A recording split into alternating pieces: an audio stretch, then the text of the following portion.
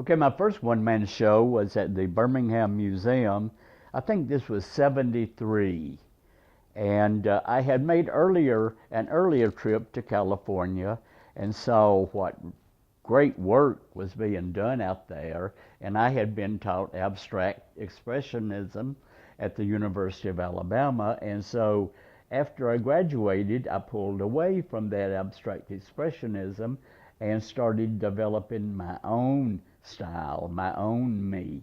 And so I worked diligently for probably a year, and my name was getting out as someone who was doing some unusual work for this part of the country.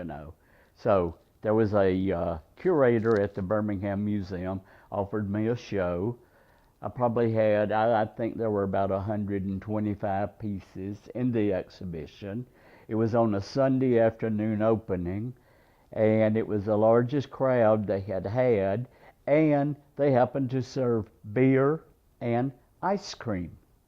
So it was certainly the first of a kind for any such endeavor in Birmingham, and it gave me quite a bit of notoriety and gave a lot of people interest in my work, and uh, so that was my first one-man show.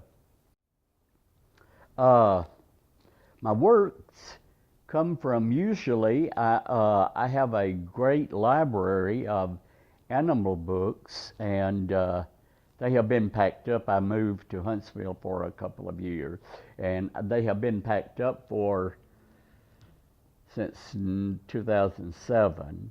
I don't use them anymore.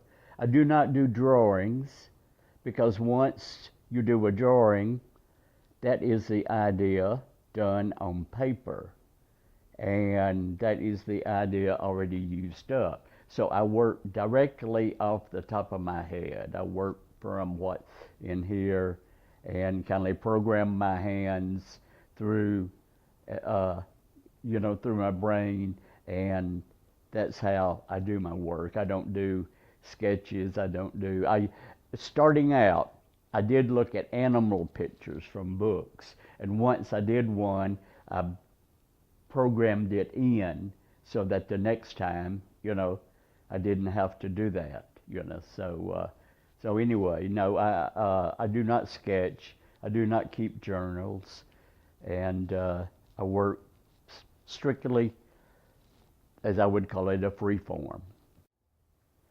I do have a creed concerning my work because when I first came here and started working, I went out way out in the country and rented a partial finished basement of a office strip office building, and that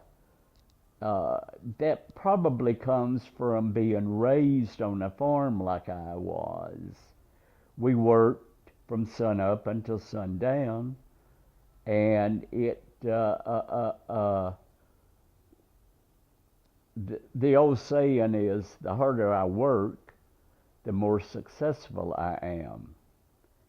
And that was one of those little creeds that I put into my work. Plus, I enjoy doing my work. I try to do something every day that is related to my work. I rarely take vacations. I've been to China, I've been to Italy, and to Mexico City and Canada, but but but and as starting out as a young person, you just cannot uh, you cannot let your work become a second uh, interest.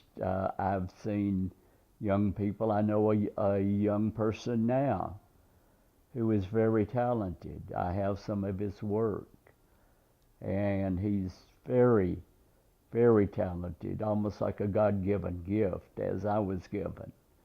And he he was doing rather well, and he got married. His wife wanted him to start bringing in more money, to get a job, to get a real job. And you can't have a real job. You can't even have, sometimes it's very difficult to have a part-time job and do your artwork. Your artwork is your job. So that's how I approach that.